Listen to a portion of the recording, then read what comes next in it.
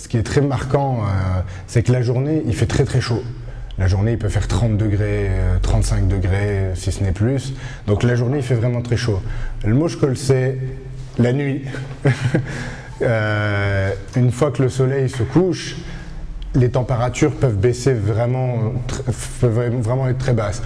En général, au camp de base, elle pouvait enregistrer des températures l'île entre -6, -5, -10, ça dépendait. Ça dépendait de comment, du jour, s'il y avait du vent, pas de vent, etc. Le vent là-bas, ce qu'on appelle l'effet windshield, fait tomber les températures de façon très basse. Il peut faire 0 ou -5, mais avec le facteur vent et l'altitude, ça descend vraiment beaucoup plus bas. Sans compter le mec là, j'ai environ entre 50 kg et quasiment 60 kg d'équipement. Voilà. Donc l'équipement, le problème c'est que physiquement on ne peut pas porter 50 kg et le monter en une fois au camp d'altitude. Donc, pour continuer l'acclimatation dont on parlait tout à l'heure, ce qu'on fait, c'est qu'on prend un peu de matériel, on prend un peu de nourriture, on prend un peu d'équipement, une tente, et on va le déposer à un camp d'altitude. Ensuite, on redescend. On attend un jour ou deux, on fait la même chose, et on va au camp d'altitude encore. Et en fait, on fait que des allers-retours avec les camps d'altitude. Pour l'Everest, il y a 4 camps. Le camp de base, il est à 5300 mètres d'altitude. Le camp 1, il est à 6000 mètres.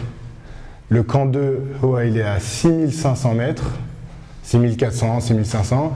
Le camp 3, 7200 mètres. Et le camp 4, il est à 8000 mètres d'altitude.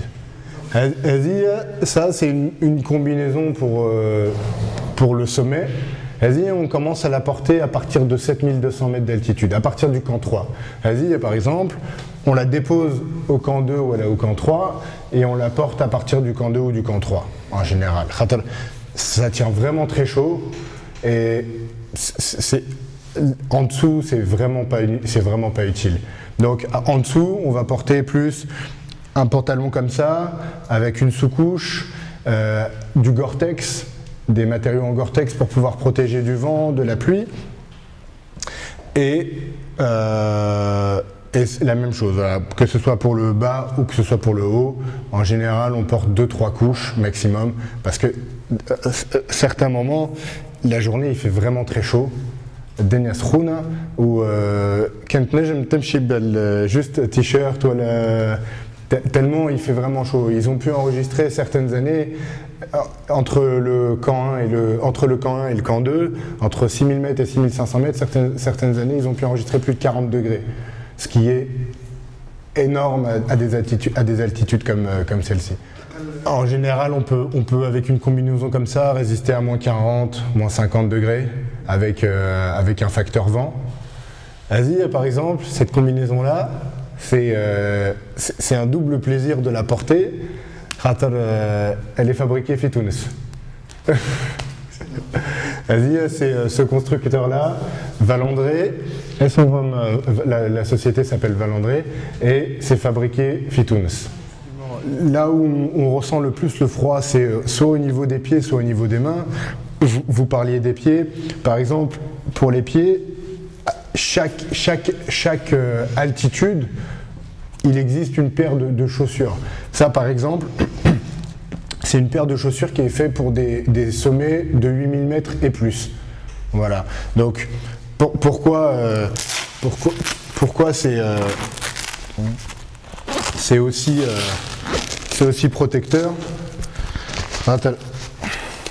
Donc il y a toute une partie protection thermique et c'est un système de double chaussure. Donc c'est très lourd, en tout cas c'est plus lourd.